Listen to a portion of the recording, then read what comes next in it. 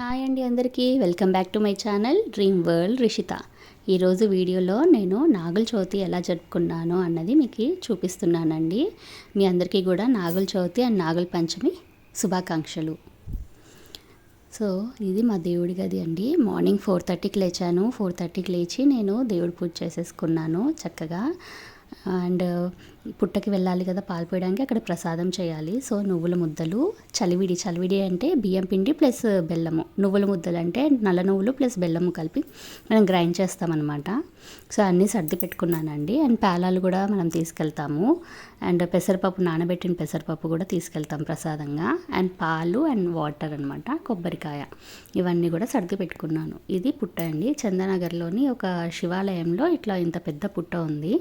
So మేము ఎప్పుడు నాగుల చవితికి అక్కడికే వచ్చి పాలు పోసుకుంటాము, పాలు పోస్తామన్నమాట. సో అలా నేను చక్కగా ముగ్గు వేసేసి మంచిగా దీపాలు పెట్టి దీపాలు వెలిగించేస్తున్నాను. నెయ్యితో దీపం పెడితే మంచిది కదండి పండగల పూట. సో నేతితో దీపం పెట్టాను అనమాట.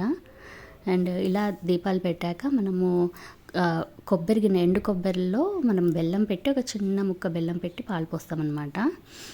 సో అక్కడ వచ్చేసి నేను తాంబూలం పెట్టేస్తున్నాను. దీపం వెలిగించాను కదా, తర్వాత తాంబూలం పెట్టాలి. సో తాంబూలం పెట్టేస్తున్నాను. నేను తెచ్చిన నువ్వుల ముద్దలు, చలివిడి అండ్ పెసరపప్పు ఇవన్నీ కూడా నేను తాంబూలం పెట్టేశాను అలాంగ్ విత్ దక్షిణ అనమాట. ఓకే. అండ్ పేలాలు తెచ్చాం కదా, పేలాలని మనం పుట్టపైన అలా చల్లాలన్నమాట.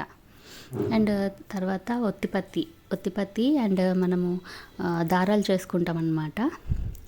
ఆ దారాలను కూడా మనము పుట్టపైన పెట్టి మనం పాలు పోయాలి. సో ఇక్కడ అంతా కూడా నేను చేసే పద్ధతి జస్ట్ చూపిస్తున్నాను.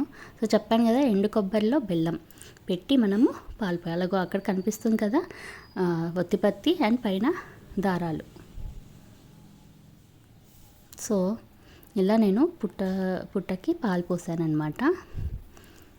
అండ్ తర్వాత అగరబత్తులు వెలిగించి పూజ చేసేసాను. సో ఇది మా ఇంట్లో చేసే పద్ధతి అండి. అందరి ఇళ్ళలో ఒకే రకంగా ఉండదు కదా, ఒక్కొక్కరి ఇళ్ళలో ఒక్కో రకంగా ఉంటుంది. మాది రాయలసీమ సైడ్ అనమాట.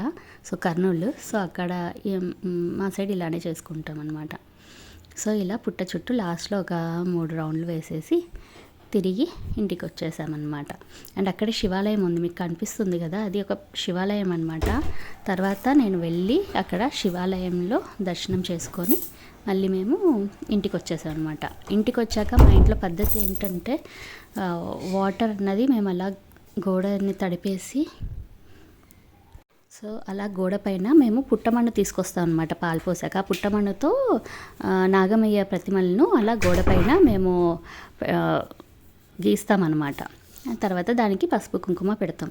సో గోడకు వాకిలికి ఇటువైపు అటువైపు 2 వైపులా కూడా మేము నాగమయ్య ప్రతిమను ఇలా గీస్తామన్నమాట. ప్రతి ఇయర్ అలానే చేస్తాం. పాలు పోసొచ్చాక ఇలా ఫస్ట్ బయట ఇలా చేస్తాం. ఆ తర్వాత ఇంట్లో ఆడపిల్ల ఉంటే ఆడపిల్లతో మనము లోపలికి వెళ్ళడానికి ముందే ఫస్ట్ గడప అలికించాలి. నాకు పాప ఉంది కదా, సో పాపతో మేము గడప అలికిచ్చి ముగ్గు వేయించి ఆ తర్వాత లోపలికి అడుగు పెడతామన్నమాట. అంతవరకు లోపలికి వెళ్ళకూడదు.